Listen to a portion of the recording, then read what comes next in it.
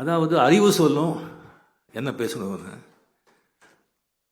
And உன்னுடைய திறமை சொல்லும் எப்படி பேசணும்னு, அரங்கம் சொல்லும் எவ்வளோ பேசணும்னு, உன் அனுபவம் சொல்லணும் எது பேசணும் எது பேசக்கூடாது.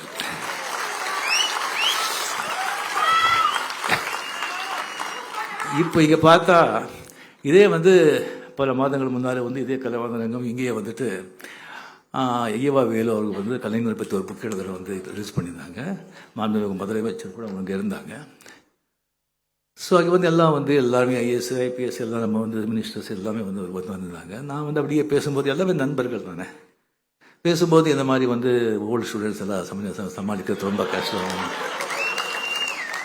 அது ரொம்ப கஷ்டம், அதெல்லாம் அது ஸ்கூல் விட்டு கிளாஸ் விட்டு போக மாட்டாங்க அப்படின்னு சொல்லிட்டு அதுக்கப்புறம் நான் சொன்னது இது பண்ணியிருந்தேன். நான் அப்படி இருந்தால் கூட ஓல்டுன்னு சொன்னால் அந்த எக்ஸ்பீரியன்ஸு ஓல்டு பீப்புள் அவங்கெல்லாம் தூண்கள், அவங்கெல்லாம் ஃபவுண்டேஷன்.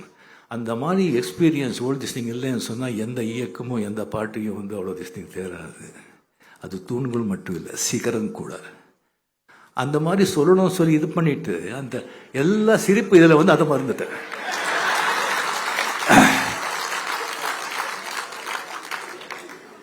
என்னடா இது. ஸோ இப்போ வரும்போது மனசில் மிஸ்டர் ரஜினிகாந்த் எல்லாம் பாரு, இந்த மாதிரி எதுவும் மிஸ்டேக் பண்ணிடாத. ட்ரெண்ட ஃப்ரெண்ட் ஆக்கிக்கோங்க. தந்தி டிவியின் சப்ஸ்கிரைபர்ஸ் அண்ட் ஃபாலோவர்ஸ் குடும்பத்தில் நீங்களும் இணையுங்க.